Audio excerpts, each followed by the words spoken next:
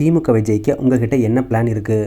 பாஜகவிடம் ஏறிய அண்ணாமலை. தமிழக பாஜக தலைவராக இருந்தவர் அண்ணாமலை கர்நாடகாவில் ஐபிஎஸ் போலீஸ் அதிகாரியாக இருந்துவிட்டு தமிழ்நாடு அரசியலுக்கு வந்தவர். பாஜக இவரை பெரிய அளவில் ப்ரமோட் செய்தது. அதே நேரம் எடப்பாடி பழனிசாமிக்கும் அண்ணாமலைக்கும் இடையே பிரச்சனை வந்ததால் அண்ணாமலையை தூக்கிவிட்டு நயினார் நாகேந்திரனை தமிழக பாஜக தலைவராக பாஜக தலைமை நியமித்துவிட்டது. அதோடு வருகிற சட்டமன்ற தேர்தலில் நான் வேலை செய்ய மாட்டேன், என் அப்பாவுக்கு உடம்பு சரியில்லை என சொல்லி அதிலிருந்து விலகியிருக்கிறார் அண்ணாமலை.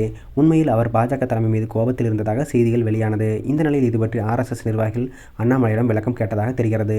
அப்போது அவர் பல கேள்விகளை எழுப்பி உள்ளதாகவும் சொல்லப்படுகிறது. சட்டமன்ற தேர்தலில் NDA வெற்றி பெறுவதற்கான வியூகம் தொடர்பாக என்னுடன் ஏன் விவாதிக்கவில்லை? திமுகவை தோற்கடிக்க வேண்டிய NDAவிடம் என்ன வியூகம் இருக்கிறது? வியூகம் பற்றி எதுவும் சொல்லாமல் நான் எப்படி களத்திற்கு சென்று அரசியல் செய்ய முடியும்? எப்படி பணியாற்ற முடியும்? கமலாலயத்தில் உள்ள கம்ப்யூட்டரில் டைப் செய்து பிரிண்டரில் பிரிண்ட் எடுத்து கையில் கொடுத்து விட்டால் மட்டும் போதுமா? எந்த வியூகத்தின் அடிப்படையில் 6 தொகுதிகளுக்கு என்னை பொறுப்பாளராக நியமித்தார்கள்? இதுதான் வியூகம் என என்னிடம் விளக்கி சொன்னால் நான் ஒரு தொகுதியில் கூட பொறுப்பாளராக பணியாற்ற தயார். தேர்தலுக்கு 1 மாதத்திற்கு முன்பு ஒரு தொகுதியை சொல்லி என்னை நிற்குமாறு சொன்னால் எப்படி அதில் வெற்றி பெற முடியும்? வெற்றிக்கான வியூகத்தை கூறினால் பாஜக மற்றும் NDA வெற்றிக்காக எந்த பணி கொடுத்தாலும் நான் செய்ய தயார் என அண்ணாமலை அவர்களிடம் விளக்கம் கொடுத்ததாக சொல்லப்படுகிறது.